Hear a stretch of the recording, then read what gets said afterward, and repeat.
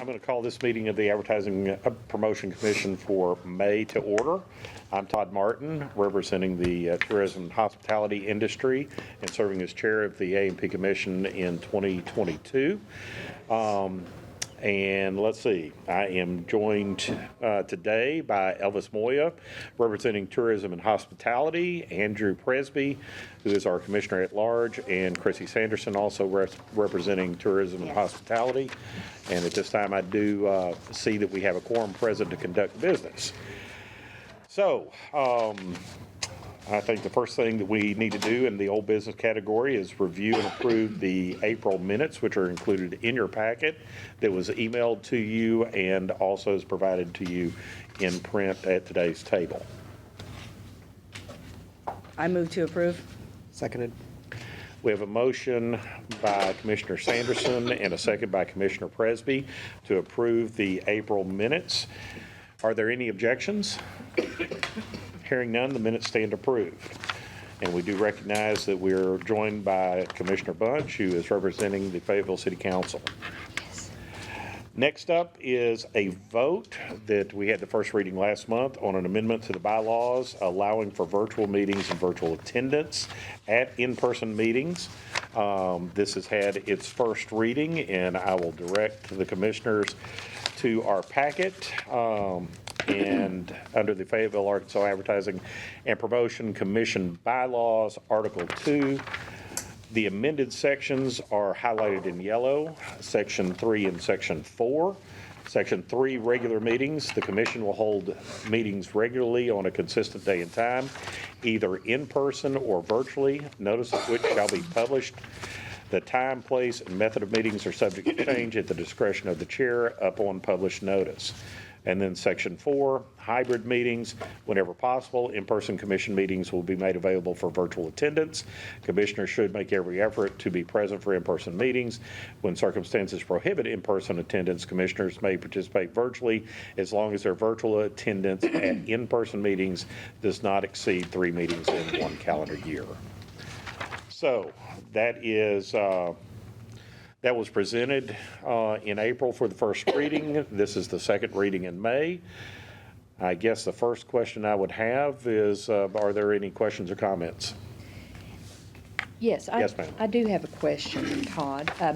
So on our bylaws here, was this established by the state that only 3 meetings a year, or is that just something we came up with, and how did we determine that? Normally, what we've had in the past, and you're going to have to help me here, Molly, there was a recommendation in the preceding bylaws before amendment that, commissioners had to attend, were allowed 3 absences or 4 absences in a year. I don't know. So I did not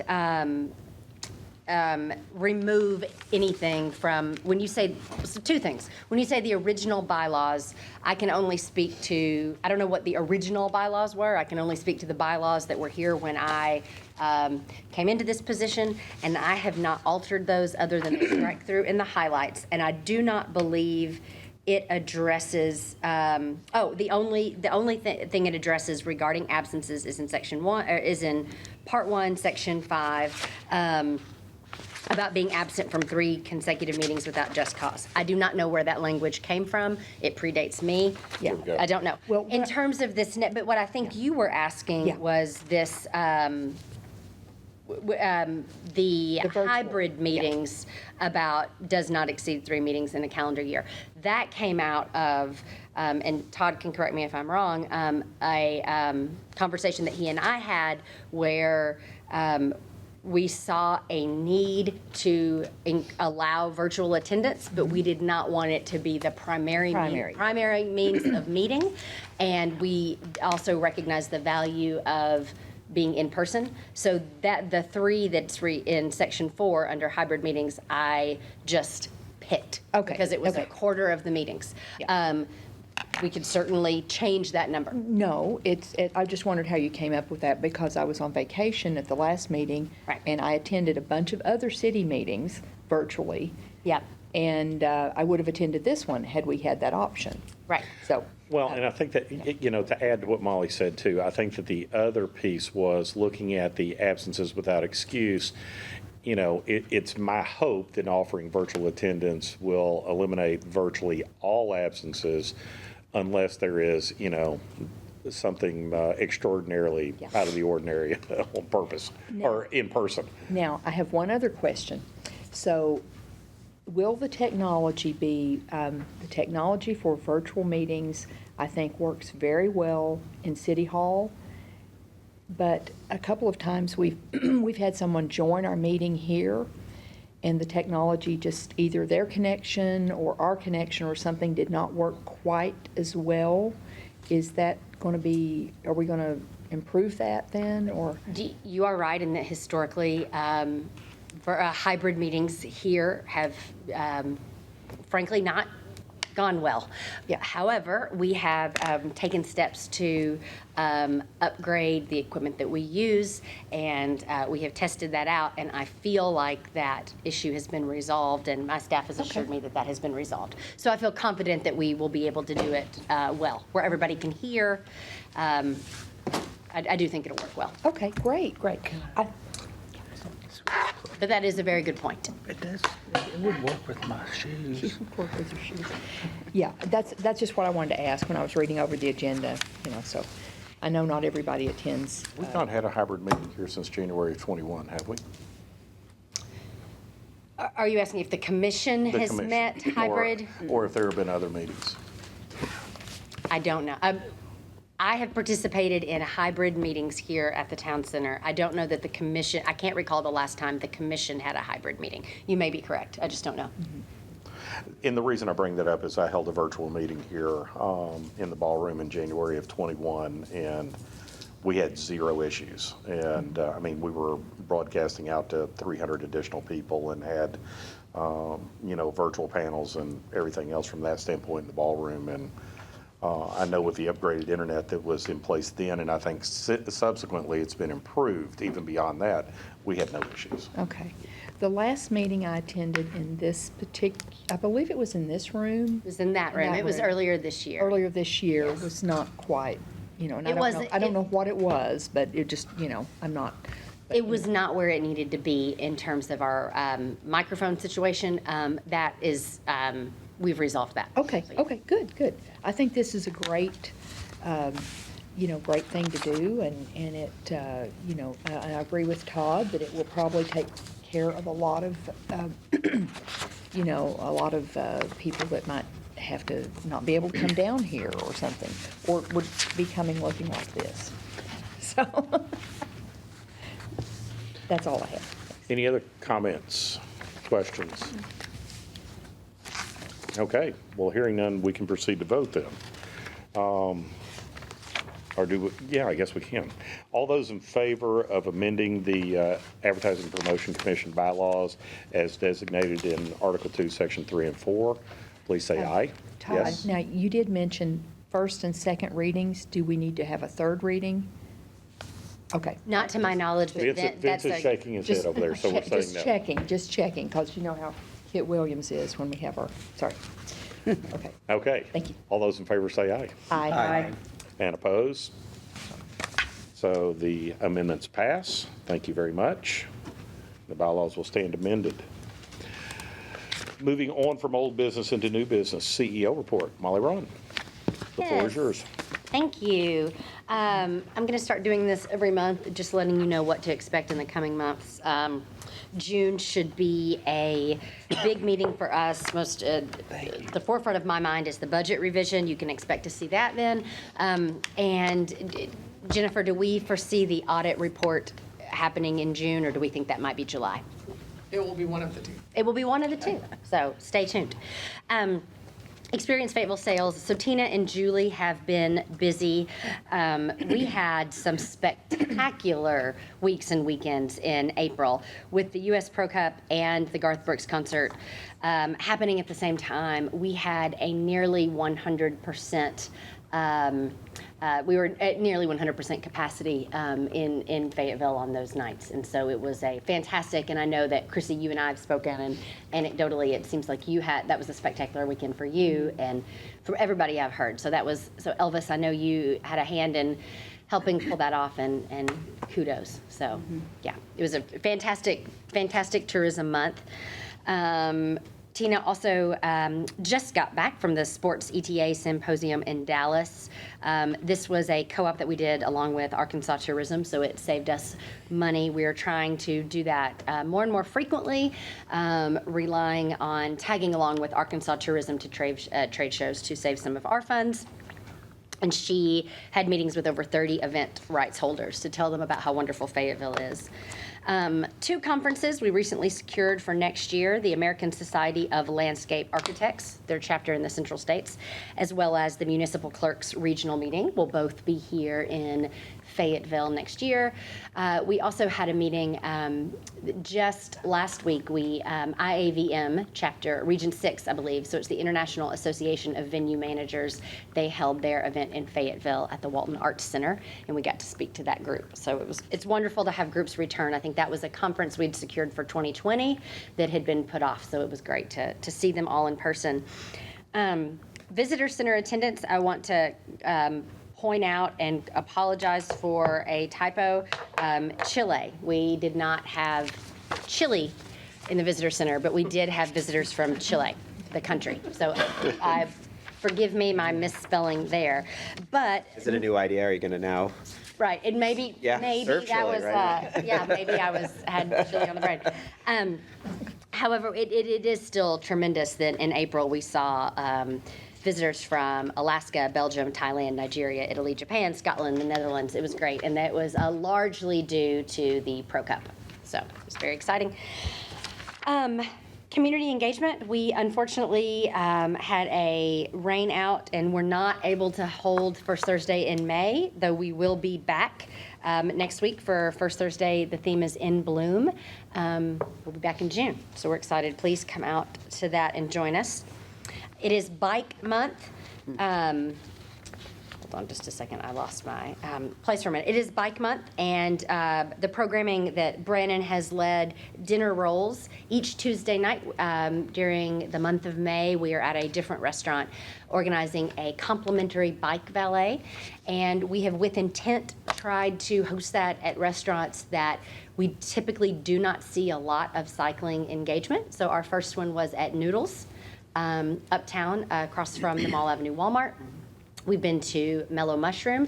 I believe this week is Leverett Lounge. So we are with intent. There are some great restaurants right along the trail that regularly are seen as bikeable. So we with intent tried to broaden that a little bit, and it's been quite successful and something that we would love to do more frequently, not just during Bike Month. So that has been fun.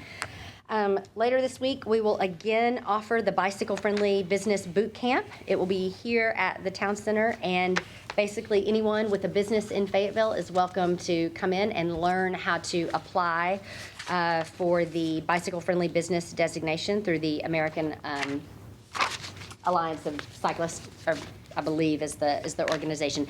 And Brannon will walk you through that process and make it really, really easy to apply. And that program is offered at no cost. And the Fayetteville Town Center is also becoming a bicycle-friendly business. And you will see Tyler has installed a bike rack right outside the front door that you may have noticed. Also a good time to add, thank you for being patient with us as you navigated a different entrance to the building as we are repairing our tower.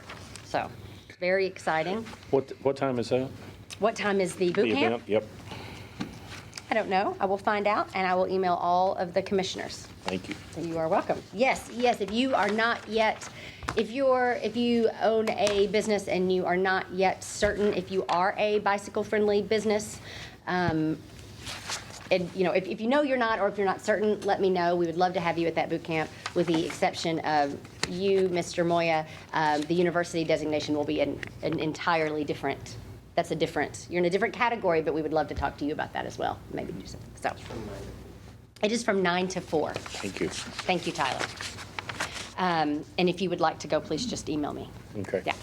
The Joe Martin Stage Race was in town this weekend, the 45th annual. The Experience Fayetteville criterium was yesterday, and it was live streamed internationally.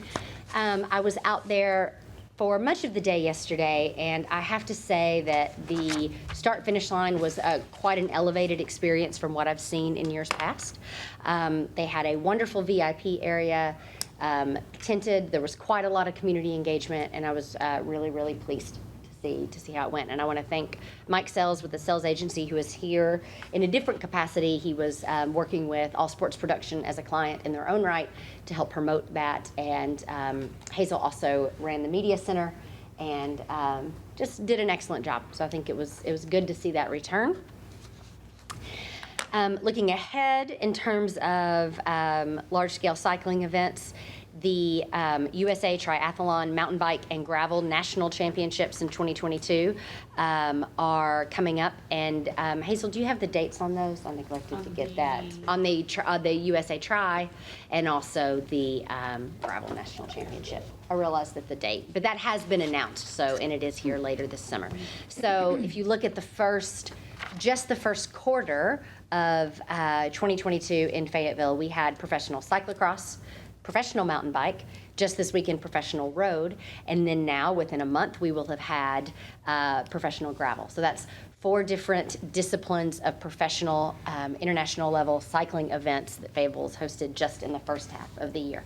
So that's quite a boon for us and something to be proud of. The UCI gravel qualifier is on Saturday, June 25th. Saturday, June 25th is the date of that qualifier. So, Fayetteville Town Center updates. Since the last time we met, we have hosted 13 events, one is which was a 2-week entire space rental from Fayetteville High School. We really appreciate them. Fayetteville High School has been a longtime client, and we are really happy that we are able to meet their needs. I already mentioned the bike rack to you and the tower repair.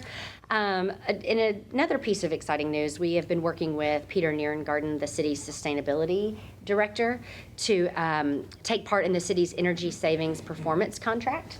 So this will hopefully, if it comes to fruition, allow us to replace our remaining out-of-date HVAC unit, do some weatherization, and perhaps solar panels on the roof. And it would allow us to pay that out over time through the savings that we're realizing by reduced energy cost. And so I really am grateful to Peter Nierengarten and Wade Abernathy at the city who have talked to us through that. Just to kind of preview for you what might come to your attention is one of the issues with solar panels. When we had the inspection, Peter and the consultants that he worked with did determine that our roof is an excellent location for solar panels. However, it is an aging roof, and it is not wise to invest the capital to put solar panels on a roof that is near the end of its lifespan. So we're going to have to be investigating that and seeing if perhaps now is the time to put a new roof on in order to receive the benefit of having the panels. So I will keep you updated on that. But at a minimum, we should be able to participate in the program to do some weatherization upgrades. So it will be a good thing no matter what. The Clinton House Museum, we continue to work to financially separate the CHM Board of Directors and nonprofit from the A&P Commission. That process is, I think, more involved than people realize as helping them to gain their independence both from an accounting perspective and beginning to be responsible for their own, filing their own tax return and their own 990 and those things. So things are going well. We have contracted with a woman named Christy Andrews who is working on Thursday and Fridays. This last week was her second week. She trained with us for 2 weeks. And she will be keeping the museum open Thursday and Friday from 10 to 4. We are, as of the published date of this, we're still seeking a staffer to also keep it open, on Saturdays from 10 to 4, though I believe since this printing, the board has found somebody to do that for them. So I expect that we will see an announcement from that group soon that the museum will be open to the public Thursday through Saturday.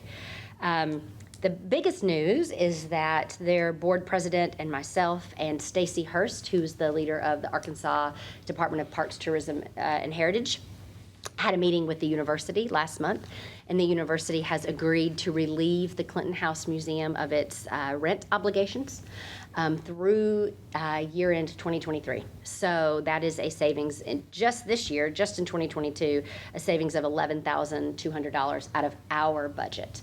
So I am that will also help them to the extent that we're able to use that for other things to help the Clinton House. I think that we will come in both under budget and also they will be set up really, really well by the end of this year.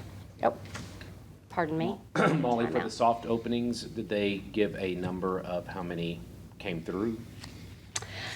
They did not give a number of how many came through, but I can ask and report back on that. And I know at some point their board president does want to come and give a presentation to you all about their efforts. And so it may be that that's something that we also make sure he reports on when he is here. So. The Walker Stone House, really excited about this. If you will recall, 2 months ago, we voted to look into hiring a consultant to help us evaluate best uses for that home. Since then, I have been made aware of a project going on at the city led by Britton Bostick, who is in the long-range planning department at the city and also is the staffer for the City of Fayetteville's Historic Preservation Commission. And she received a grant to do some citywide historical preservation, like cultural mapping and planning. And we are in talks about Experience Fayetteville combining and adding onto that scope and asking them to specifically look at Walker Stone House. To me, it does not make sense for us to hire a consultant, pay for their travel, meals, and incidentals if the city is also bringing in a group that is well qualified to do that on a larger scale. So Britton and I have our first meeting about that tomorrow.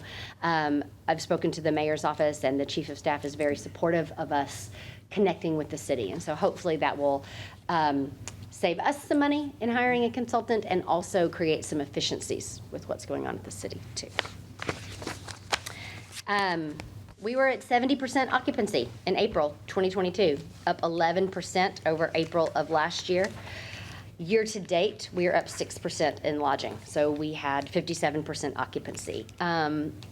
It's not quite where we were pre-COVID, but I will tell you it is also ahead of where I expected us to be at this point in 2022. Our average daily rate is up 32%, so that's the average of the daily hotel rate, up 32% over April of last year, and 28% high. I'm sorry, it's up 32% over April of last year, and 28% overall January through April year to date. Perhaps more importantly, the lodging collections are up 28% over last month and 36% over the time period last year. Restaurant collections, it's a little bit different. While we're up over 24% over last month, we do show a little bit of a decrease from April in 2021, which surprises me, particularly after the Pro Cup and the Garth Brooks concert and the amount of visitors we had in town and that we know were in town during that time frame. It's the second time this year that you'll recall that collections have been down. However, both times those dollar amounts are small. I'm not yet concerned. I think it's an anomaly that will balance out, but I am going to continue to watch it.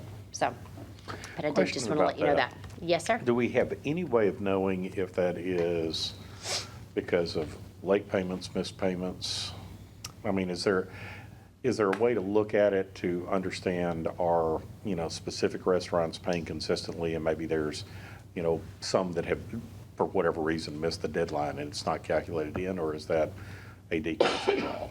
We can see that. Jennifer, do you want to speak to that more? Sure, so I can give you some specific numbers between now and the next meeting, but just observations that I've already made looking at the numbers. Of the late payments, which are still higher than pre-COVID, they are like 95% restaurant and 5% lodging. So they are primarily late payments on the restaurant side. And I think that probably is why your hotel numbers look more stable than your restaurant numbers. Because when you look year-to-date, you see much less variation on the restaurant side. Yeah, okay, so I guess what I'm wondering is if we have a known static number of restaurants that are paying into the HMR pool, or that should be paying in, if we could track where that number is as numbers go up and down, so we know that 90% paid this month and 82% paid next month, and so we had some kind of idea of, the flow of overall activity, and maybe people just, for whatever reason, the 19th was on Friday and people forgot to file and are filing today, Do that. Yeah. All right. And I think that'll be even easier as we, I want to say a special word of thanks to Marcia and her team in accounting at the city. They have been for months working on implementing some new software. It's no small task. It is a major overhaul, but it should help them get better, quicker data, and therefore them turn over to our team better data that allows us to track that in an easier way that isn't so cumbersome. So, overall, it is, we are in a strong, place, 19.5% increase year to date on HMR, and Jennifer can speak more to that specifically in her financial report, which I believe is next on the agenda, unless you all have questions about anything that I have shared.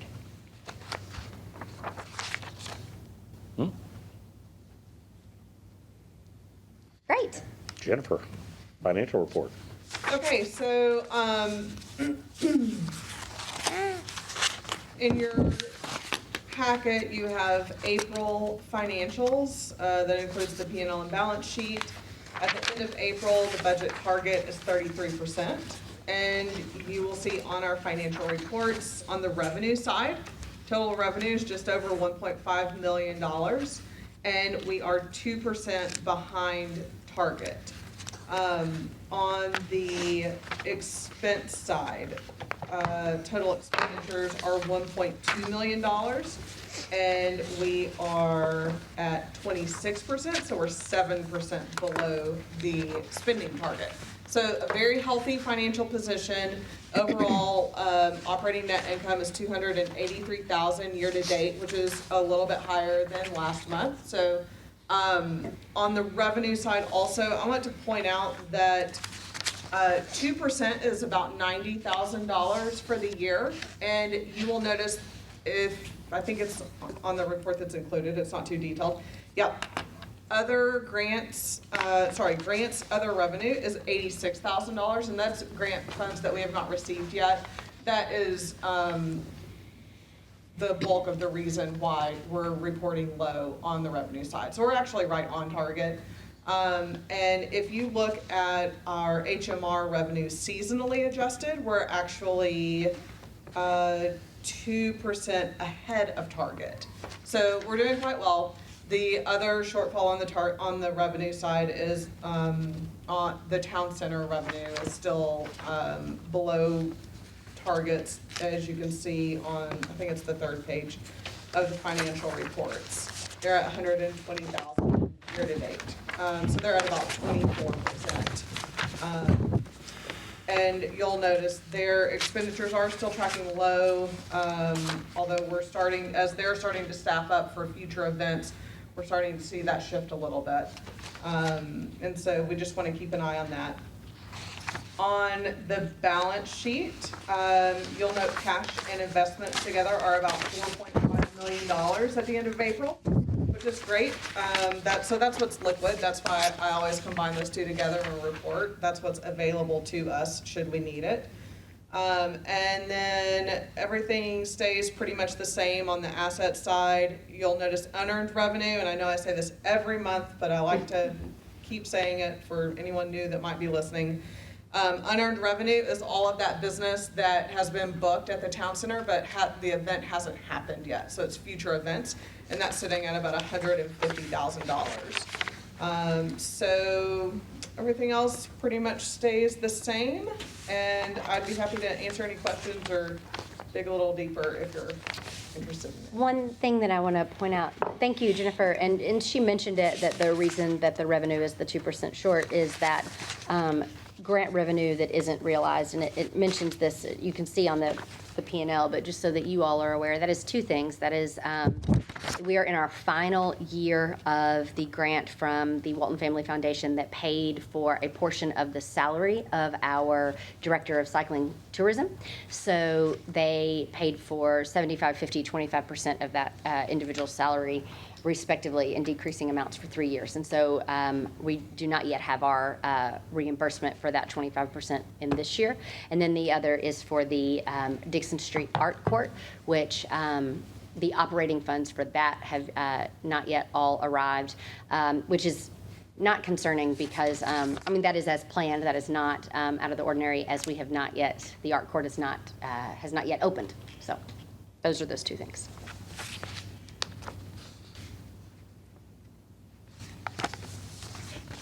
Okay, very good. Hazel, how about that marketing report? Yes. So as Molly mentioned, we've had a lot of cycling events, and one that happened last month was the Moose Jaw US Pro Cup. So Fayetteville continues to be spotlighted nationally with cycling events. And so the return of mountain bike came back to Centennial Park, and we supported it through marketing and PR, and several of those things was, I've mentioned this before in previous meetings, but we have established some really great relationships with national cycling publications due to cyclocross, and we're seeing the effect of that now with the Moose Jaw US Pro Cup, with Joe Martin this weekend. So a lot of the cycling outlets wrote stories about the new Moose Jaw US Pro Cup, which didn't happen in 2021 or 2021. We sent out media releases to our outlets and local media. We did an Instagram Live with Ty Katie, who was the race director, along with 2 athletes from the Orange Seal team that were going to be here to race. So that we got a lot of attention on Instagram Live. It was great. A lot of people asking questions, not only to Ty, but the athletes. And we also did some boosted posts on our social media, and it was listed on the Experience Fayetteville website.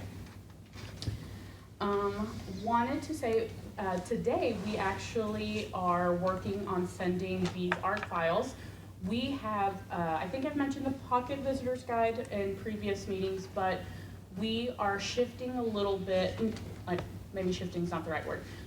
For some of the events, we thought it would be better to take a Pocket Visitor's Guide instead of taking a full 124-page visitor's guide to our event. So if we're in the van, we'll be handing this out instead of the pocket, or instead of the full visitor's guide. And as you can see, there are QR codes where people can scan and it directs them to the website. And so what I kind of like to compare it to is musically, the visitor's guide is a full anthology of an artist, and the pocket guide is the greatest hits.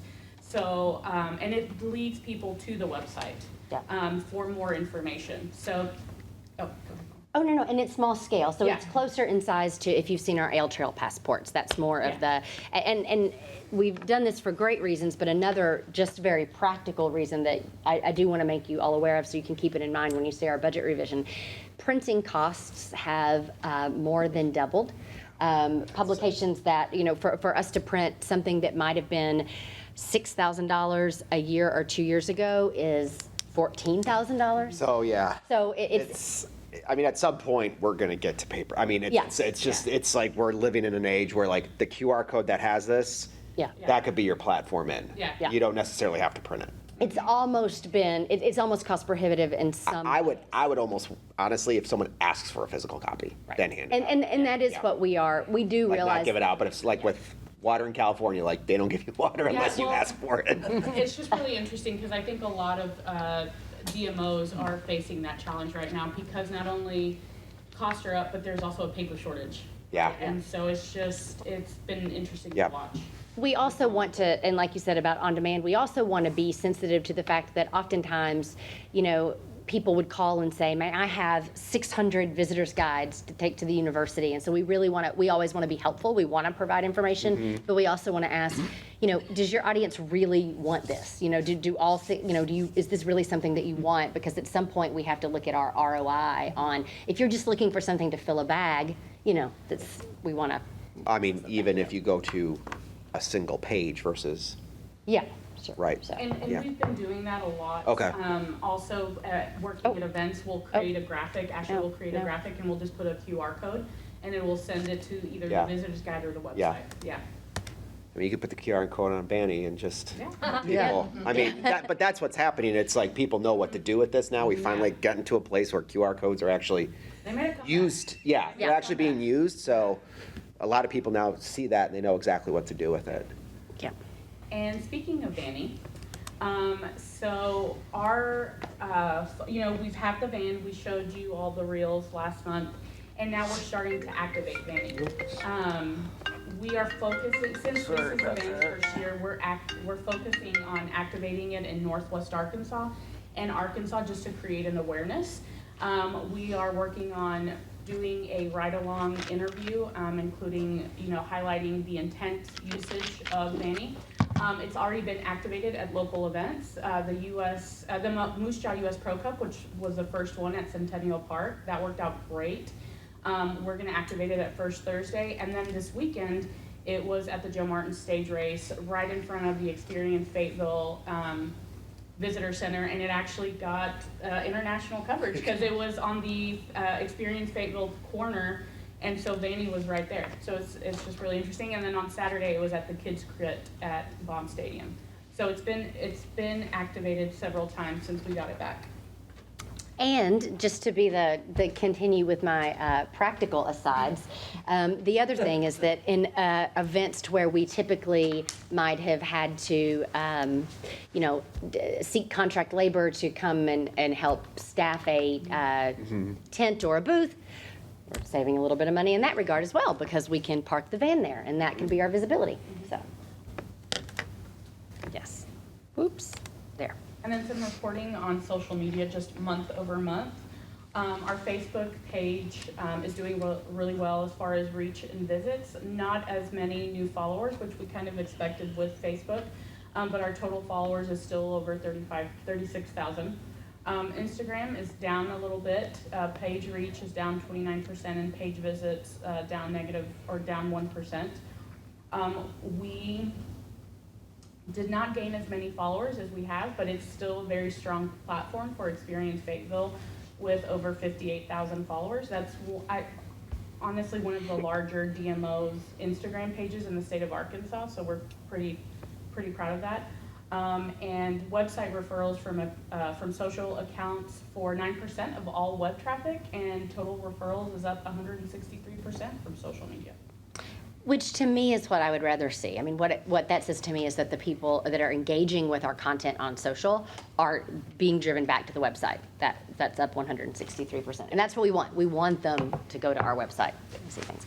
And that also, please do not read that and think, and I know you all know this, but more for if anybody is watching this later, that does not mean that we lost 19% of our followers. That just means that the amount of new followers that we got was declined over, versus the amount of new last month. So, Hazel, just something to think about possibly for the summer or maybe even for a fall series would be an Instagram takeover by a restaurant from each of the restaurants, and allow them the opportunity for a full day takeover so they can show what's cooking in their kitchen, maybe a couple of quick interviews by customers, but maybe brand it something about, Experience Fayetteville Restaurant Takeover Day.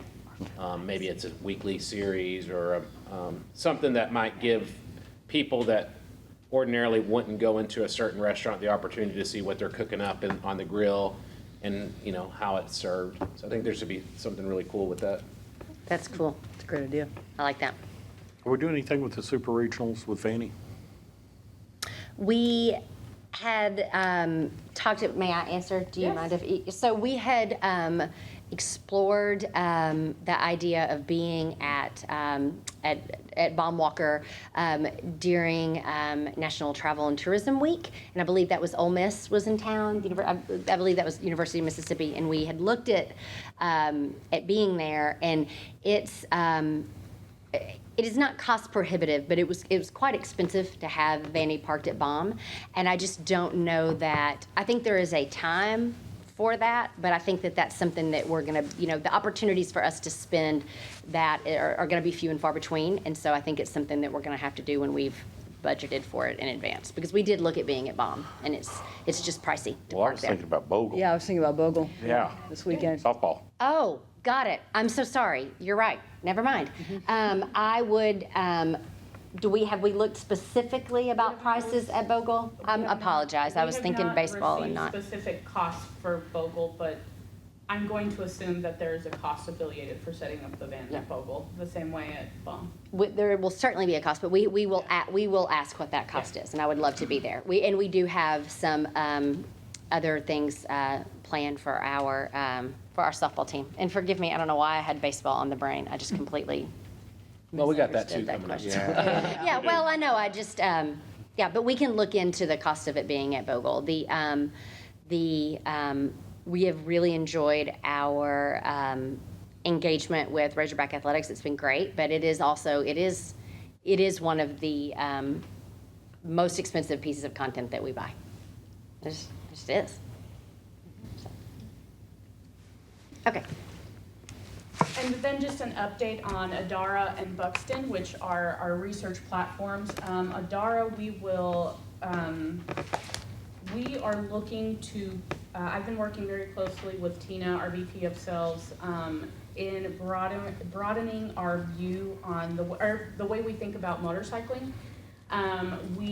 Brandon, Tina, and myself have all worked together, and we see that there's some crossover with adventure riding, gravel riding, and so there's some crossover there. So we're gonna use Adara to test the motorcycle market a little bit. We know that similar to cycling, a lot of people come and ride here year round, especially people from Colorado and Midwest. So we are using Adara to test that market, and we're looking to kind of launch that test in early fall, beginning of September.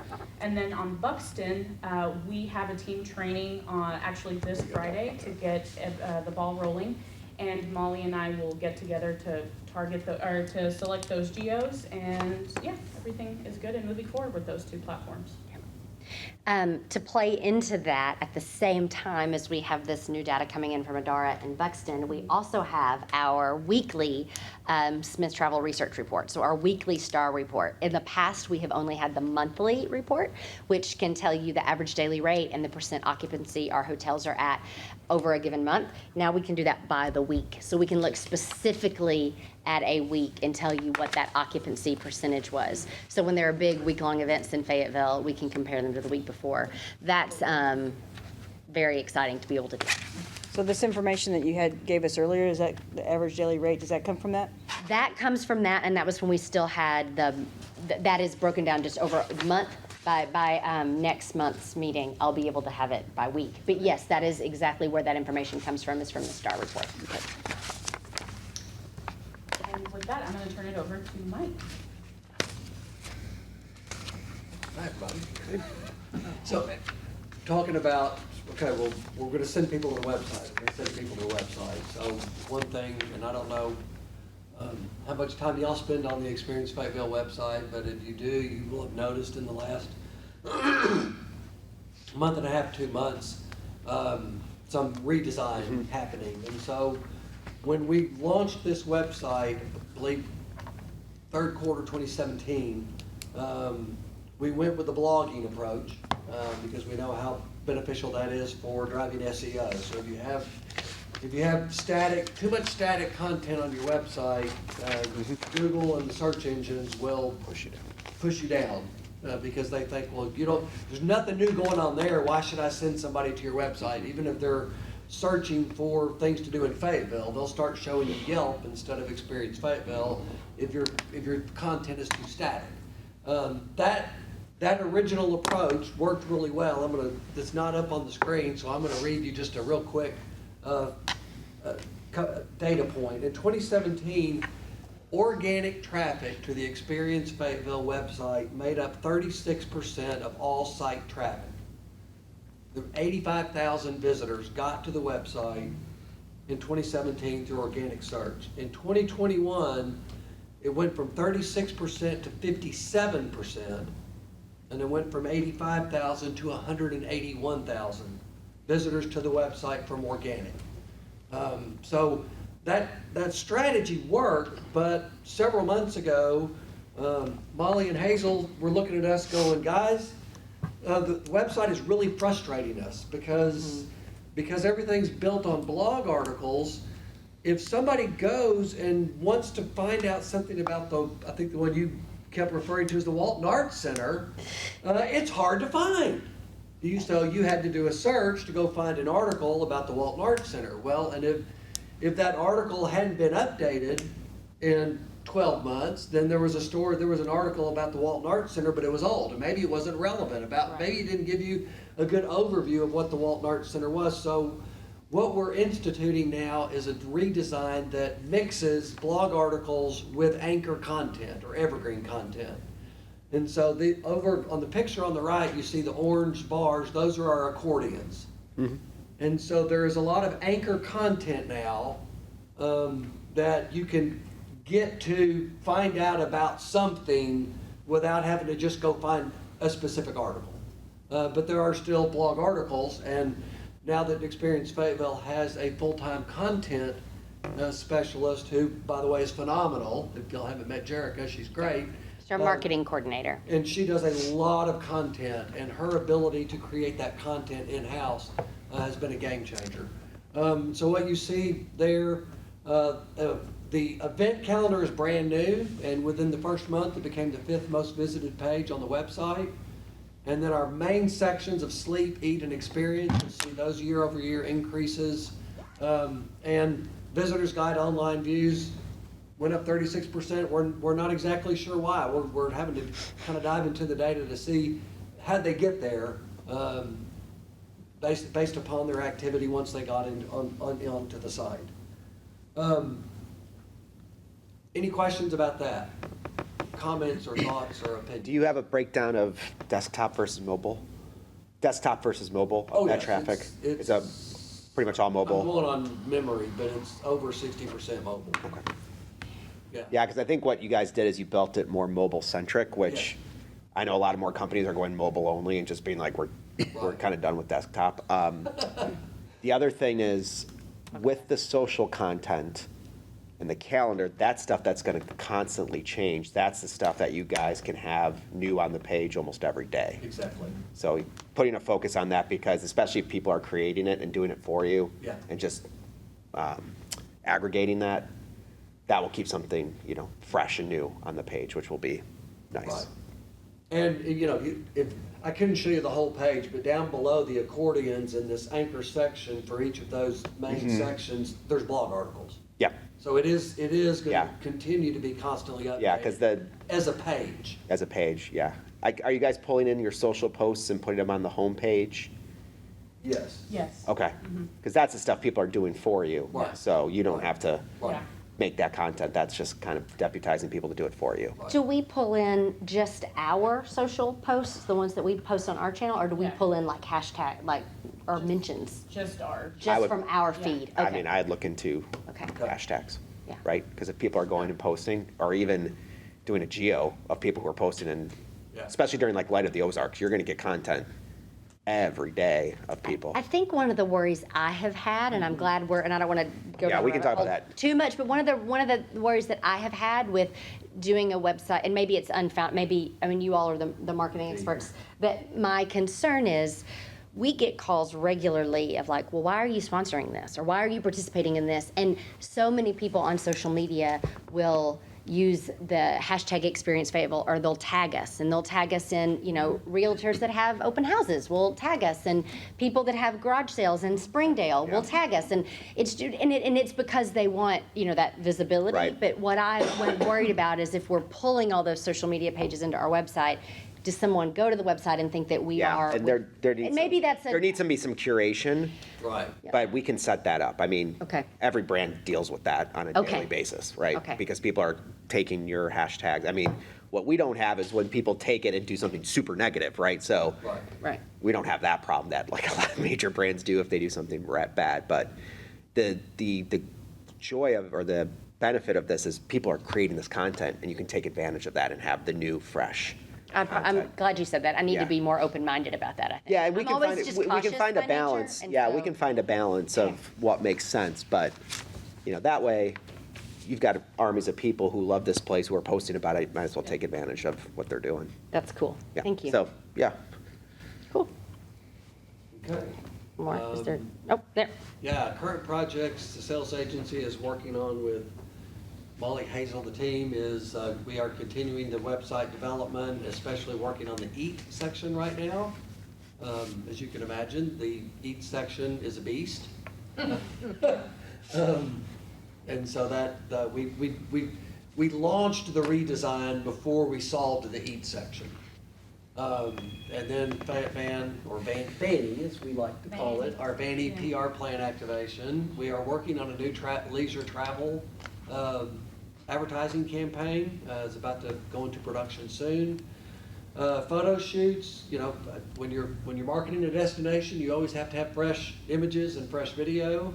And so we've got several of those scheduled coming up, and then World Cup planning and website development. One of the things we are going to be able to do to be efficient and to save money is we're going to be able to repurpose the Cyclocross World Championship website that we built and turn that into the World Cup. So we're not starting from scratch on that. And then just, one of the things we try to do is stay on top of industry trends, and a couple things that have popped out and looking at various research of 2022 travel trends. Pets. Apparently, everybody just got so much closer to their pets during the pandemic that they don't want to leave home without them. It's like all the pets are named American Express. And so that is a big thing. And so as our I know we want to be bike friendly, but also for our businesses in town, the more pet friendly you are, and we'll certainly see some of that in our imagery and upcoming campaigns. Really good news for a city like Fayetteville, where there are so many locally owned establishments, is that there's 77% of travelers are more conscious of supporting local small businesses while traveling than they were pre-pandemic. Sustainability, 61% of leisure travelers say the pandemic made them want to travel more sustainably. And then outdoors has exploded. Thank you. I think we've got a few outdoor activities and venues and things to do here in Fayetteville for folks, but according to Viator, the 10 fastest growing travel experience segments are all related to outdoor activities. Would you by any chance, is that in our packet, or could you send me that slide there? Yes. I can. Yes, I can send you.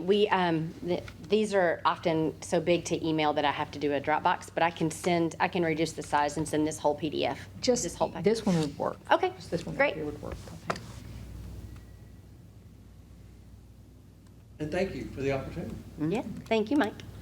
Molly, two quick Yes. things, and this might be for Hazel, but with the U.S. News and World Report again ranking Fayetteville as the #7 best place to live in the U.S., how are we really capitalizing on that outside of Fayetteville within our A&P commission to really promote this as being one of the best places to live? And that's the one that came out the rankings that came out this weekend, right? Yeah, we posted it on our social media, and it's a big deal, and also on our website, but as far as activating it outside of the area, because it's so living oriented in real estate, it's a little off of our how should I say, it's a little off of our radar a little bit. I think there's an opportunity. I think it's a balance between, and I think this is actually, you might not have realized this, but I think this is a good segue into what we talk about next. I think there's a good balance and a good connection between relocation and tourism. And for a time, state tourism was on this real big initiative and drive that relocation be a part of their mission, right? And that we want to encourage travel for the point that to the point that we know that people before they relocate somewhere typically travel somewhere, right? And that our goal is to get them to come here, have a good experience, and then move there, right? That for a while that was state tourism's sort of ethos that they really adopted. I think now, Elvis, I think the Northwest Arkansas Council and our own chamber are doing a really, really good job of that relocation message. I think they're really pushing it. I know NWA Council is buying ads in Austin and in Texas and in Chicago and markets that we can't afford to be in, encouraging people to move here. So I don't know that needs to be we always want to brag about it and share about it, that we're the seventh best place to live. But I don't know how much we really need to put that at the forefront. And I could be wrong. That's sort of I have felt like that is a good add-on, but not necessarily a core message, because I've always wanted the message to be about the experience you're going to have when you come here.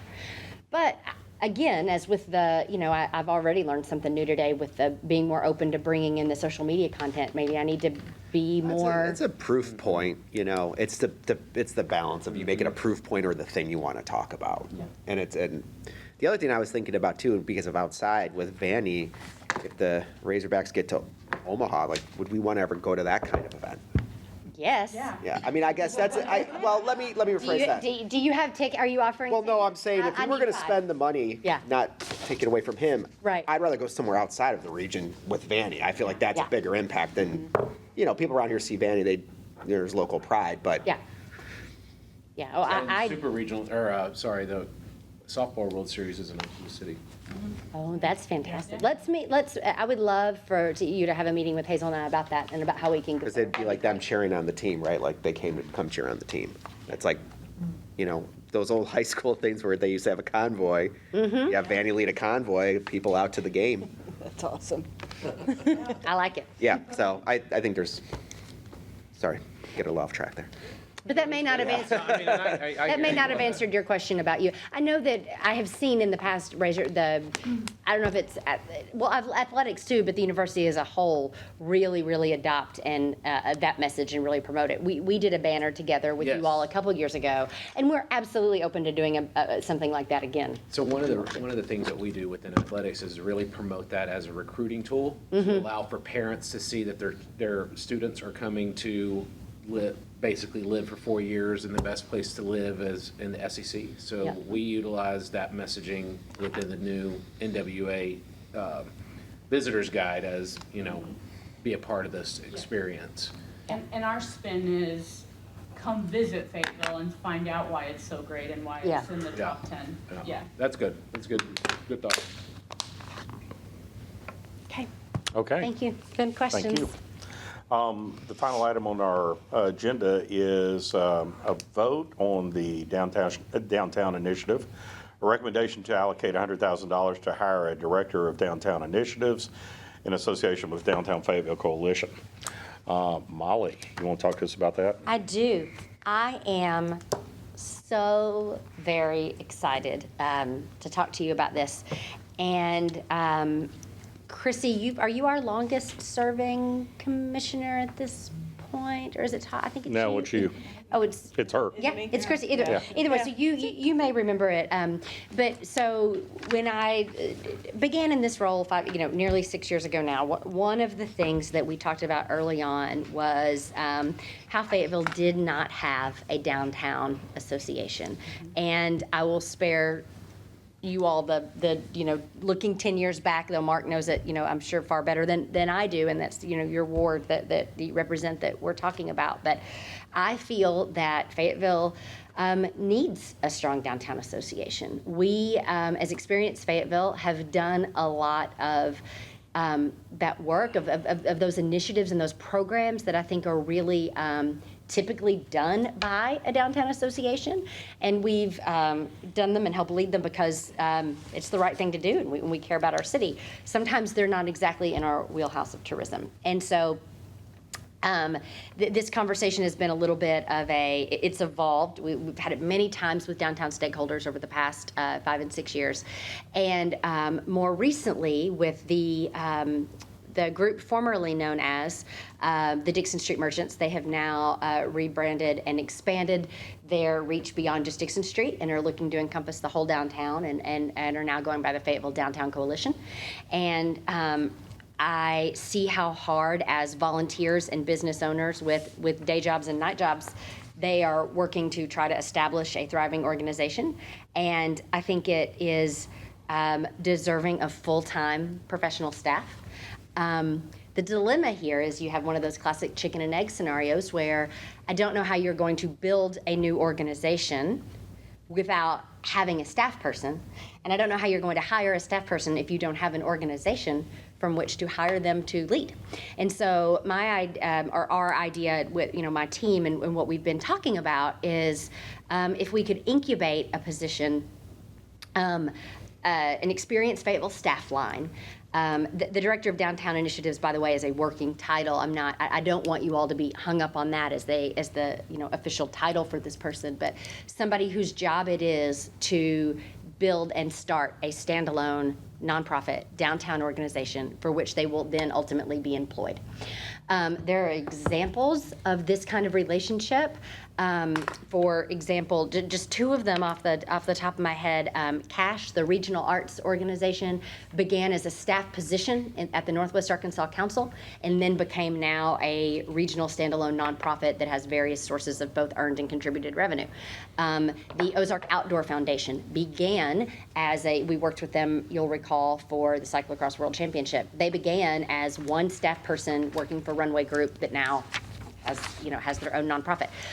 Downtown Springdale Alliance, I believe, also started out in a similar way. And we have really strong downtown organizations that are separate from chambers and separate from CVBs in Bentonville, in Rogers, in Springdale, in Eureka Springs, in Siloam Springs, in Fort Smith, not to mention Little Rock, Hot Springs, Paragould, Jonesboro, El Dorado.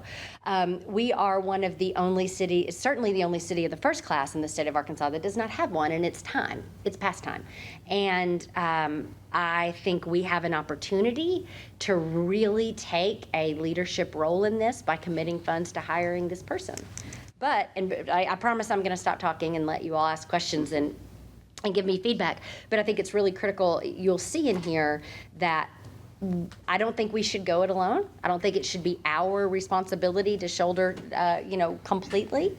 I think the city of Fayetteville, as a city entity, should contribute to this. We have heard. I know that the mayor is supportive. He's talked about it at downtown associations and a strong downtown. He's talked about it in the state of the city. We've heard Devin speak about it. I had a conversation with Steve Clark at the chamber just this morning. He is excited and supportive and feels like it is the right time. And I think it's a great opportunity to hire someone to really build this for downtown Fayetteville.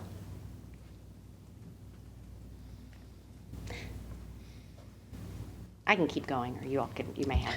Well, I'm going to add some comments if you don't mind. I'd love for you to, since you are part of that group. And Yeah, also, so back about 18 months ago, the organization that was the Dixon Street Merchants Association kind of hit a position where two key people in that organization were retiring and had led it for a long period of time, and they resigned their positions and brought a change in the bylaws to the Dixon Street Merchants. And at that point, a discussion ensued that was pretty robust among a lot of people that this is the time that Dixon Street Merchants needs to evolve beyond Dixon Street.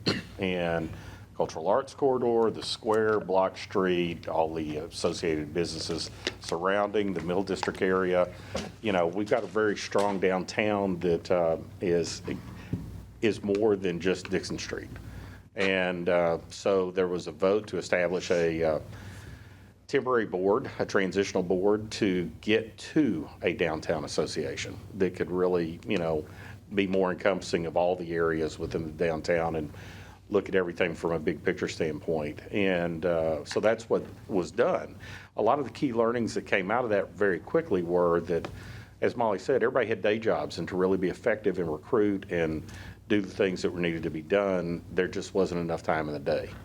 So, you know, I'm very excited to see this come about from a standpoint of some additional funding to uplift the Downtown Association and help get it on the right track moving forward, because it's not a small one-off thing. As we look, I mean, and I think I've given voice to this publicly and then to many of you, as we look at our neighbors to the north, everybody has a downtown association. The cities there in different ways are focused on building their tourism industry. And they're doing it very robustly. There's investment, substantial investment in Rogers in the downtown area and the rail yard, and it's a compelling place to go. Of course, we know there's a lot of compelling things in Bentonville, and we also know that Springdale is going through its own renaissance in the downtown area. So as we look at that, you know, Fayetteville's had a lot of time where we were in a unique position. And we still are. We have the university, we have the Walton Arts Center, we have Theater Squared, we have so many things that draw people here, but there are also other draws. So being able to robustly be able to say that Fayetteville is a place to be is important to what I think we have in the friendly competition for tourism in all of Northwest Arkansas. So I'm excited about the Downtown Association. I'm excited about a partnership where there is another organization that can work in concert with Experience Fayetteville, and I think it's going to be very important for us going forward for that to happen. And it is very clear that it is a larger undertaking for things that have to be built in and developed than I think was originally anticipated. So having real help and real support from the city and from the EMP Commission is going to be paramount for its actual success. So that's my position.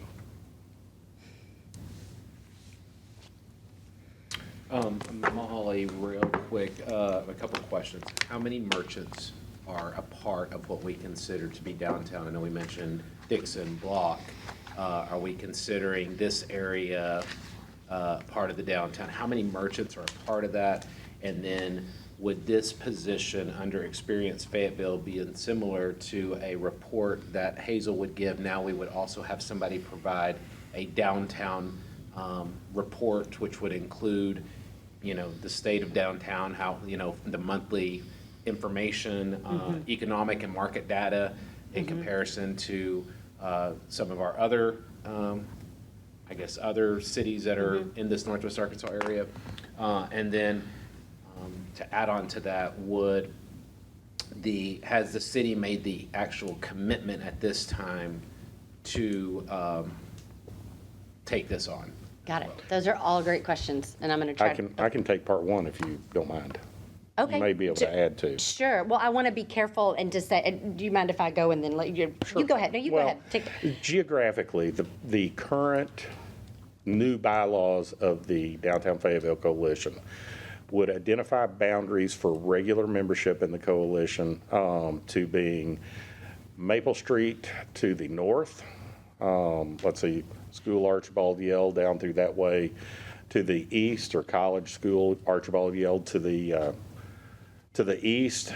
We would get to Arkansas Avenue extended to the west, and then roughly MLK to the south. It is essentially the ORA area plus for that. Now, that's loose. We've also identified businesses that are on the other side of College that certainly would be included in regular membership.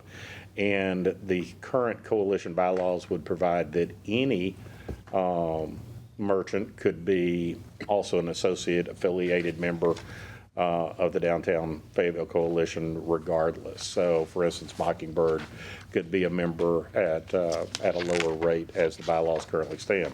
I do expect that if we are successful in getting a experienced professional in, that those boundaries probably will adjust and move around a little bit. I don't think that there will be a concept that will exclude businesses in Fayetteville from being part of the membership, because I think that's kind of I would say a very strong feeling that it needs to be opened by the current group of members that are there.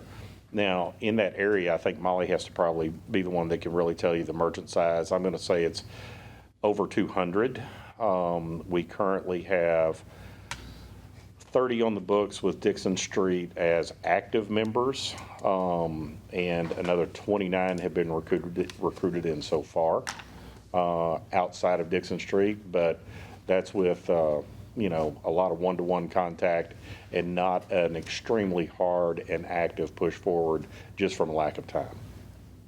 Yeah, so thank you, Todd. That's some great detail. And I think, Elvis, all the questions that you were asking speak to a broader question of what is downtown. And I think that is why the timing for this organization is really important, because from my understanding, the city is right now also working on a new downtown master plan to help define what is downtown. And so in terms of the thing that I want to be really clear about for me, from my perspective, is none of our other cities in the region have downtown associations that are membership-based, right? They're not membership-based. The way the Downtown Fayetteville Coalition is set up right now is membership-based.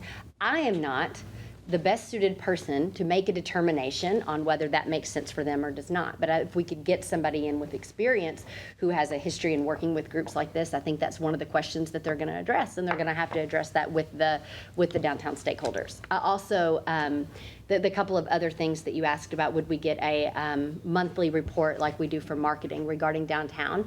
Yes, we can absolutely do that. What we should not expect, and what I certainly don't want to give anybody the idea that we will have, is any HMR data broken down geographically like that, because we cannot do that. It is not subject to FOIA, and our city attorney's opinion is that that individual business level HMR data can't be shared in that format. So I just want to make sure that you should not expect to see, these businesses did this much of the HMR, because that's not going to be shared out. And in terms of your last question, which is, has the city already committed to this? The answer to that is no. That would take my understanding, a vote of the city council.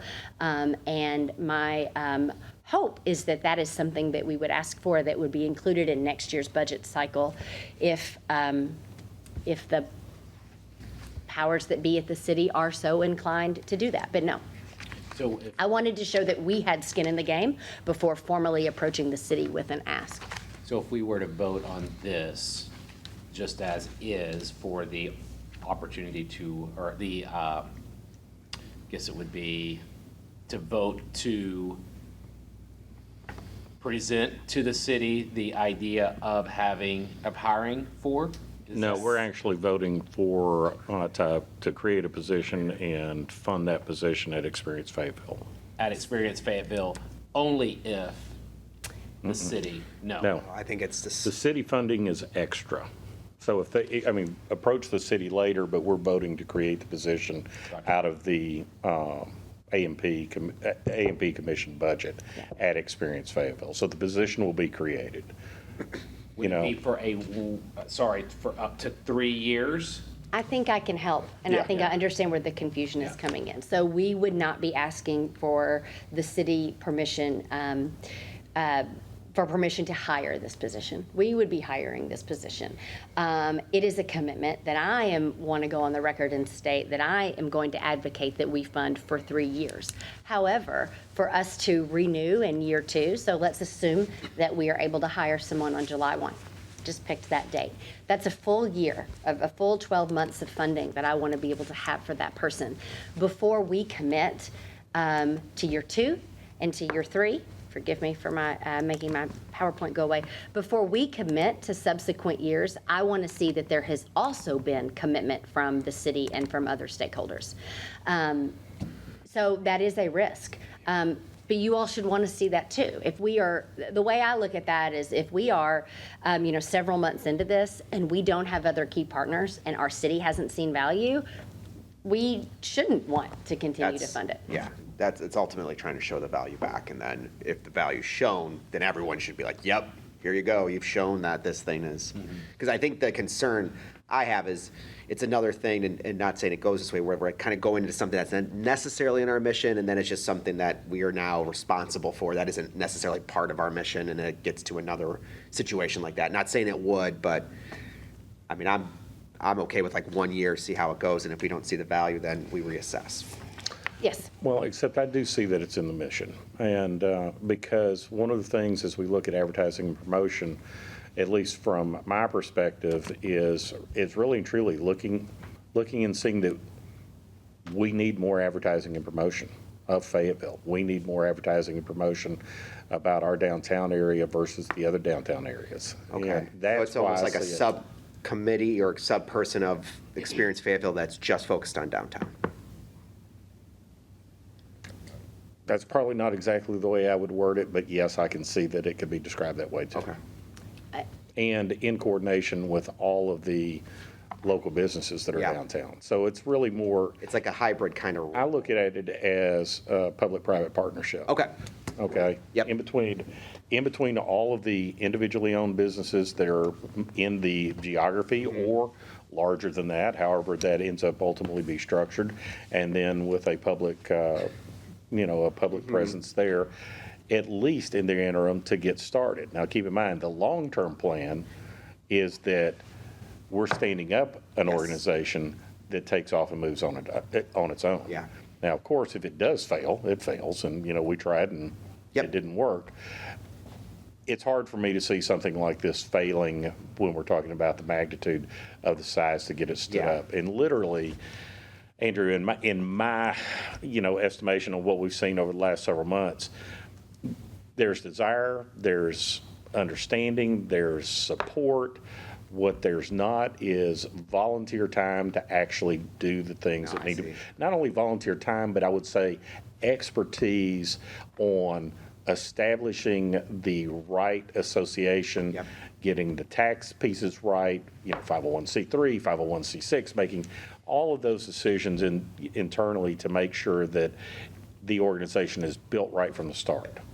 no, I'm okay with, I'm okay with what I'm just saying, having a reassessment after a year, I think is gonna be critical, because I just don't wanna be a thing where it's like, well, we're not getting the value exactly wanted, is this, and hopefully, I think it will work, but, because I think this person would also help with business development, and like, finding those other businesses that could be a good opportunity for downtown Fayetteville, and maybe developing those initial conversations of like, hey, you might be a good fit for downtown Fayetteville, and then that brings a different type of value, which isn't necessarily what we do, but we would get the benefit of it, so. I really appreciate you saying that, because one of the things that I always try to make sure that I'm doing and that I'm leading by example and that I try to make sure that we are doing as a team is it's okay if to reevaluate ideas. And what Yep. worked 1 year doesn't mean that it's going to work the next. And while I do think this will work, and while I do think it's got longevity, I don't think that we should ever be afraid to reevaluate decisions like that. No, and I think that's kind of, I just want to be locked into where it's like, hey, this is, a longer commitment than we want, so. And I see where he's coming from as well, and I hear both Yep. sides of it. One of the things I think is important to see is the actual essential work responsibilities and the actual description for what this position will do. And I think it's important to understand that while there's a salary that is presented here, I think that would be including some of the healthcare benefits and some of the other pieces. It may be also important for us to see what the salaries are, maybe similar to what we did, Molly, with your position on the salary, to see what other alliances are providing for that salary, make sure that we are competitive as well, which it sounds like we may have. But I think at least seeing a full job description, work responsibilities, and what the AMP, what the commissioners are able to see is going to be a part of this position, if that makes sense. And to follow that point, my concern not concern, that's the wrong way to put it, but this $100,000 in here, is this going to be enough to fuel, what other financial support will this person have? Where is that coming from? That's a great question. And so are you asking other than salary? Are you asking Right, for what any tools sort are of we going to program? give, what tools are we Sure. going to give this Okay. person to do their job? I would like to speak to that. So in year one, which as you know, our fiscal year is on a calendar year. So when I'm talking about year one, I'm talking about 12 months from the start date of this position. So is this enough to, in our budget this year, to get this person hired, pay the associated fringe, which is healthcare? We don't know how that's going to land until we know which kind of policy this person is going to select. Life insurance, all those fringe benefits that being a full-time employee of the AMP affords you, in addition to those business essentials like a laptop, business cards, those things. Yes, this is enough to be able to do that. I think what you are going to, what you will then see in November or October, or whenever we present our 2023 budget to you, is that person is going to then be rolled in to our next year's budget. It's a little bit hard to tell you exactly where that salary is going to land. It's going to be a range because I don't know, because we haven't hired yet. I will tell you that if there is $100,000, which is what I asked for, if there is $100,000 in the budget, that likely isn't going to pay as much as the person in Springdale or the person in Bentonville makes right now. However, they also have different scenarios and setups in that they are responsible in those cities for running their farmers market. And that is not only a big revenue generator for those cities, but that's also a significant portion, in some cases like 20% to 25% of their job. We have a thriving standalone independent farmers market organization. So I don't know that we can always look apples to apples, but I may not have. I do feel that $100,000 in this fiscal year does get us where we need to be to start. Okay. Is that going to be what we are going to have to pay, what that person is going to be making 3-4 years from now? No, probably I don't really even mean salary, I just the tools to give this person to do their job. Is that going to be something that we can actually put into our budget? Yes. However, if the city of Fayetteville doesn't also see value in this and want to help support it, then it's not. Then no. Then they're not going to be able to have programming resources in the way that they need to. Okay. There's also additional money that has been held in by the Dixon Street merchants for some time. So there's an amount of money there, and then there's also more money being raised overall as the new downtown coalition, Fayetteville coalition as well. So you can anticipate that about 50% of what is there will be also spent by the coalition too, or what's requested will also be spent by the coalition too, in additional funding to get set up. So there will be, it's not just coming, it's not the group coming to AMP and saying, hey, look, give us some money to go set this up. It's a group that has some money, putting some money in and asking for some additional help, and this kind of fitting the overall objective of what Molly's been trying to do for the last 5 or 6 years, and aligns with where the mayor is. So that's part of it. And to be clear, we are not, just in case, we are not giving any money to any outside that's right. organizations. We are not giving any money to the Dixon Street merchants or to the Downtown Fayetteville Coalition. We are allocating money in our budget to add a staff person. So we are not making a distribution outside of our own entity.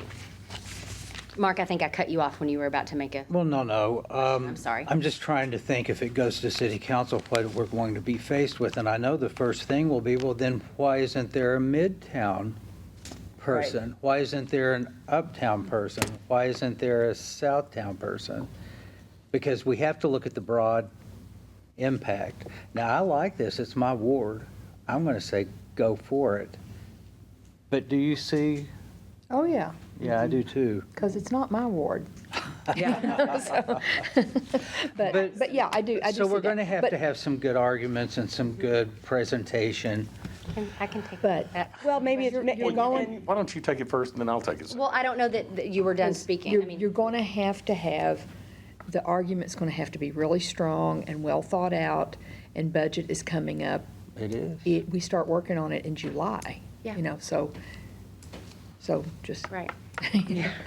Just to get, You know, maybe this develops in this position develops into something that is citywide. yeah, it could. I think there is something, and it could, and I think that those are fair points, and I think that it is, it would be, we should expect that the city will ask those, and we should be able to answer them. And what I will tell you is that there's a reason why downtowns specifically matter to tourism and have a significant impact that benefits our whole city. They are an economic driver in a way that is unique and that is important. And it may be that because this is also something that I've had extensive conversations with Devin Howland, the city's Director of Economic Vitality, that he and I have talked about. And it may be that the city council feels that it isn't the right spend, and that's okay. But it's not going to be because we didn't ask. I think just getting everything put together to present, you know, having it all in the right order and Yeah. being accessible to anybody on the council that has any questions, or, you know, it may take, you know how things go through the council. It takes a couple of meetings, Yes. 3, 4, Yeah, sometimes. You know, 5 or 6 yeah, sometimes, right? Yeah. Unfortunately, yeah, it does. But I think you know, I'm well aware of the importance of the downtown area, and you know, I have on many occasions talked with the Dixon Street merchants and dealt with them, and also very, you know, familiar with Devin Howland and talk with him about a lot of stuff too. So I think it's a good possibility, but you know, it's going to take a lot of finessing to get it, I think, ready to go. There are a couple of things. I mean, Molly's right. Downtowns everywhere are economic drivers. They either are, or somebody's trying to renew them so that they are again. I mean, I look at things that are happening in the downtown Jonesboro area right now that I would have told you 6 years ago that place was going to be a disaster, and they are renewing downtown like nobody's business. I look at what Rogers did with the rail yard and have to tell you, wow, watch that develop, and amazed. It's a wonderful place if you haven't been there. And I think that we have a very unique position here in that those downtown areas have significant reputations, and they become, you know, a vibrant economic engine. Now, I mean, when we're talking about ORA, why isn't there an ORA out, you know, in West Fayetteville where Southern Food Company is, or in East Fayetteville where Eastside is, or those are just my businesses, and, you know, let alone uptown. I think even when I did not have a participating business in the Dixon Street area or in downtown, I still recognize that it is significantly different from any place else in the city. Yes, Todd, you know, we're well aware of that. And we were both very supportive and, you know, kind of active in, you know, the formation when the ORA was being formed. We've used it, you know, we know. Don't you use it, you know? I used it yesterday. We like it. We thought it was a great, you know, great thing. So, It was a so great the idea that, you know, I was just making a joke a minute ago. I'm not, the idea that I don't understand the value of downtown is really not there. You know, I mean, I do get it. I do understand that it is something we deal with on a pretty much a monthly, daily basis on council is what we're going to do with downtown. And you know, like we put people on committees based on where they are from, and we put someone on a committee recently at Planning Commission just because he was a downtown business. We were really looking at that. You know, that was one of our thoughts. You know, we wanted someone from downtown on there. So And right, I just brought it up as an argument. I'm Yeah. supportive. yeah. No, I think it's a valid, and I'm glad you did. I'm glad both of you did, because you are right. You will get those questions, and I will too. Why are you promoting downtown and not? Well, I mean, that's a good point, but, you know, but I do think that just, you know, having it all ready to go, and because people are going to ask those questions. People are going to, anytime the city is asked to put money into anything, it's, you know, we've got, a good example would be like the Fayetteville Flyer reports that we've done something and people are on their Facebook page complaining, well, why didn't they put this to the homeless population? Right. Why, you know, and it's like, no, they're not quite the same thing, you know, but that's what we get a lot of, you know, why didn't you invest in this instead of that? Why didn't you invest in streets? If you can invest, you know, why didn't you put $100,000 into fixing this bridge or we've got potholes everywhere. Right. Why didn't you put the money into that? So this is just what we get hit with, so. Right. Other comments? Are you ready to vote? What, can we specifically go over what the vote will be? What are we voting specifically for? What- Is it the recommendation to authorize the creation of this position without the job description? So I typically, so yes, that is what, I mean, the without the job description detail was added by you, that's not in here. But yes, it is the authorization to create this position and allocate those funds to the effort. I typically, when hiring someone, when creating a new position, or when during a course of a performance review and in updating a current position, do not bring the job description before this body for approval. When the job description is finalized, I'm certainly happy to do that, but what that does mean is that we will not be able to post until after the June meeting, which is fine. I just want to make sure everybody understands. And if I'm just being completely candid, and I am thrilled that we you know, our meetings are public. That is very important. That's what I signed up for. But you can see the problem of bringing a job description to you all that is not yet ready to be posted out in the world, because then that job description is on the flyer and I have people applying for it when it isn't even yet put on Indeed. So I need if you prefer to delay this vote until you have seen the job description, you certainly can. But no, my request today was for you to go ahead and allocate the funding today so that I may move forward and hopefully have it posted before the next meeting. Yes? The way I look at it, and I think that is the way it's presented, is this is funding a project. Yes. And part of that project is an employee. Yes. So when I'm looking at the vote, I'm not looking so much at the employee as I'm looking at the project. So I'm ready to vote. How far along are you into the development of the job description that you're going to be putting out, you know, like? I have a pretty solid and set idea of this person's responsibilities and performance metrics. Okay. So when you advertise a job description for something like this, and you're putting it out there, when Experience Fayetteville advertises for something, how does it differ from Fayetteville in general, the city advertising for it? I can't speak to that because I don't know how the city of Fayetteville does it, but I can't tell you how it differs, but I can tell you what we do. Okay. And we typically, we post on, internally first is typically what we do. Now, for a position like this, we might not, but typically when, like, we're hiring at the town center, I like to, share with my current team, full and part-time, to let them know there's a position available. And then we rely on Indeed, our own website, and then social media.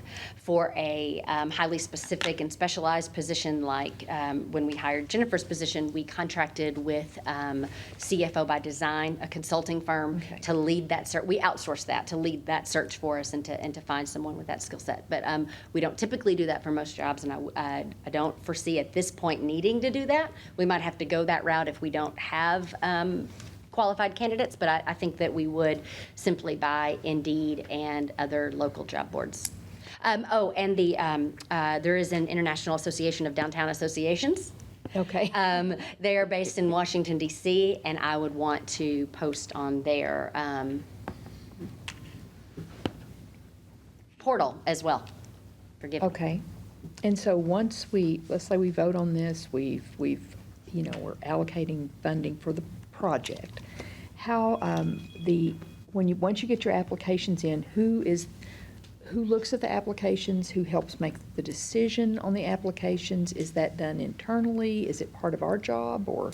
It has done internally, and I have not in the past ever brought those to to the commission. Okay, Looked at it okay, internally. all right. With Amy being our first point of contact. Yeah, because I don't know that we've done like, that many things like that, so, anyway. Do you anticipate taking a short list to the Downtown Fayetteville Coalition to discuss?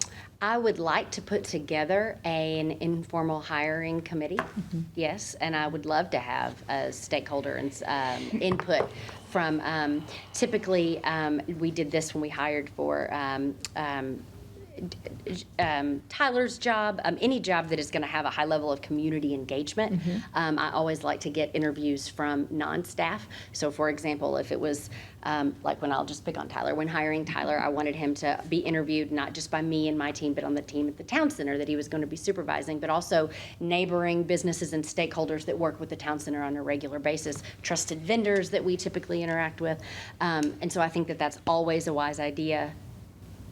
And I would foresee doing that this time as well. Okay.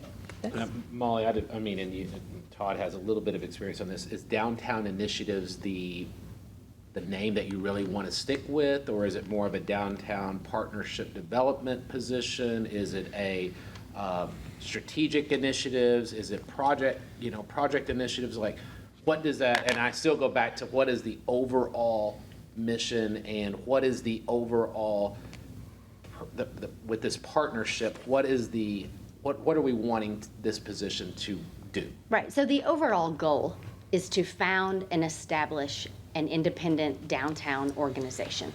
And so the metrics are things like that I would want to see in year one is a review of bylaws, a determination on tax status. Those are things that you will see in the job description. I feel like Downtown Initiatives is a good initial title because it is broad and it is vague, whereas to me, Downtown Partnership, typically in this industry, partnership implies membership. And so, and that may be the route that the stakeholders and that this person end up taking it, but it seems overly prescriptive at the onset to have partnership in there. And I think of ultimately the title transitions to executive director, right? I mean, I think that's what ultimately the title will need to become once they have established their own organization. Yeah, that helps a lot. I mean, that's really what was more of just needing to see more of what is in the proposed action. Got it. For the position. That's fair. To give a little bit more of that, here's the plan for this position and what this employee would be doing. I think, does that? And I think fundraising falls into that. I think experience in fundraising and being able to work with, from a nonprofit status, being able to work in order to fundraise is going to be important. I can tell you about a dozen things that I think are important to be in there, but that's ultimately Molly's decision. I would like to move that we move forward and vote. I don't know how your rules of order are here. I haven't been around. That's good enough. I mean, we go with the same Roberts I think y'all do, right? We threw Sturgis out years ago. Well, I don't know. Maybe you do. Okay, so the question has been called. Vince, I'm going to ask one clarifying question to you. I serve on the temporary board for Downtown Fayetteville Coalition, so I need to recuse myself from this vote. I think it would be, the optics would be better. I don't Okay. think you're- Well, then I'm going to recuse, But yeah. I will recuse myself from the vote. So before you is a vote to, from the CEO of Experience Fayetteville to allocate $100,000 to hire a director for downtown initiatives. And the question has been called. All those in favor? May I Yes. ask that it be rephrased to Okay. create the position and allocate the funds rather than, I think that's, so that there's a dollar amount that is mentioned in the vote. And Vince, Exactly. was that the? Right. Well, I'm not convinced there was a motion and second. The question was called, okay, we'll back it up. The question was called, is there a motion, how about that, in order to allocate $100,000 to create a position for the Director of Downtown Initiatives at Experience Fayetteville, and what? May, There. We'll go ahead and let you finish and then No, I'm going to finish right there.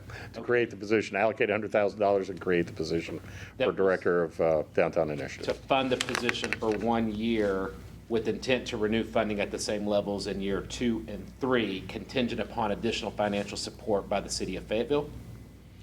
Do we need to make it that much? Or I don't know. I'm $100,000? just saying, will next year, when we get back to this time, does it automatically renew? So Maybe we're making- Maybe going too far with it. However, that's mean, going to come up so- next year at this time. I will tell you that in the recommendation section of the memo, that was my thought as to how the motion would read. And so that was written that that be the motion. And I felt that that was sufficient.